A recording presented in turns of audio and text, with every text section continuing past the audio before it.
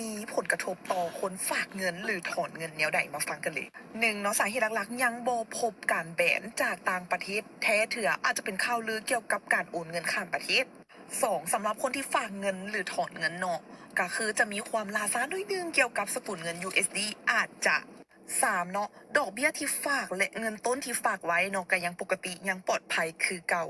ธนาคาร JDB ยังเปิดปกติและบ่ได้มีเงินสูญหาย 4เนาะสำหรับสกุลเงินกีบหรือว่าคนที่อยู่ในประเทศลาวเนาะยังบ่มีผลกระทบใดๆทั้งสิ้นธนาคารยังเปิดเต็มรูปแบบการบริการบ่ว่าจะเป็นการแลกเงินให้กับคนต่างประเทศเนาะหรือว่าคนที่มาใช้บริการอยู่ลาวก็ยังเปิดปกติอยู่คือเก่าและทั้งหมดทั้งมวลนี้เนาะอาจจะเป็นข่าวลือเกี่ยวกับพิษเศรษฐกิจลาวก็ได้ข่าวลือว่าซานนางว่าข่าวลือโอ้ยนางเอ้ยเอามื้อนี้ก็สิมาเอาเรื่องธนาคาร JDB เนาะเรื่องธนาคาร JDB ที่ว่าถูกแบนจากยุโรปนะมันแม่นความจริงมันแม่นความจริงมันบ่แม่นกันนะ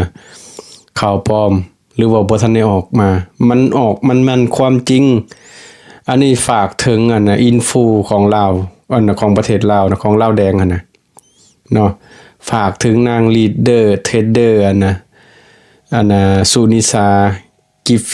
ฟซี่เนาะนางกิฟซี่เอ้ยเจ้าว่ามันบ่แม่นความจริงนะยังบ่ทันได้แบนเถื่อนะเจ้าได้เบิ่งข่าวอยู่บ่ปานนั้นว่าเป็นนักเทรดเดอร์เป็นนักเทรดเดอร์เป็นไอ้หยังก็คือเป็นพิธีกรเป็นนัก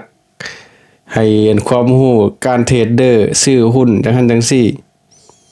บัดเรื่องแบบนี้ก็เป็นหยังคือบ่ฮู้บ่เข้าใจสุเซาตัวซาคนลาวน่ะเซาตัวซาเข้าใจบ่ฮัดเว้าความจริงแน่นางเจ้าฮัดเว้าความจริงแน่ฮะคนติดตามเจ้าก็40,000กว่าคน 40,000 กว่าคนนางหรือจังได๋ฮัดเว้าความจริงน่ะแม่ได้เงินนำเขาบ่หรือแนวใดฮะเว้าความจริงอย่าสิไปตัวคนเข้าใจบ่เจ้าคิดว่าเขาโง่วะคนลาวเขาบ่ได้โง่เด้อนางอันนี้ฝากถึงนางสุนิสากิฟซี่เนาะนางกันเทรดเดอร์นะเป็นลีดเดอร์เทรดเดอร์นะ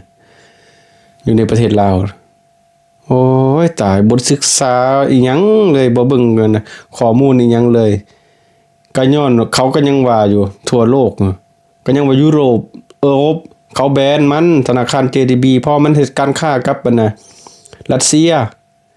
เข้าใจบ่เพราะเขาแบนรัสเซียเขาแบนก็หมายความบาทเข้าใจบ่คำว่าความบาทนั่นน่ะบอยคอตนั่นน่ะเขาบอยคอตมึงเข้าใจบ่ฮะเพราะว่าเฮ็ดศึกกับอยู่รัสเซียมันเฮ็ดศึกกับยูเครนยุโรปประเทศประชาธิปไตยเขาเลยแบนเขาเลยความบาทที่ว่าไผที่กงทักกันน่ะไผที่เกิดการค้ากับรัสเซียน่ะเข้าใจบ่หัดศึกษาเบิ่งแน่หันเบิ่งแน่ธนาคารใดที่ว่ากงตักกันกับธนาคารรัสเซียฟอกเงินบ่หยังต่างๆอยู่ในธนาคารนั้นเขาแบนเข้าใจบ่เขาบล็อกเกเข้าใจคำว่าบล็อกเกบ่คำว่าบอยคอตอยู่ยุโรปนางอยู่ฝรั่งเศสสิเว้าอีหยังเฮ็ดหยังนั่นเบิ่งแน่ติโอ้ยตายปานนั้นเป็นเลดเดอร์ฝากถึงไปให้นางสุนิสากิฟซี่เด้อฝากถึงอินฟูลาวแดงนะเอาเท่านั้น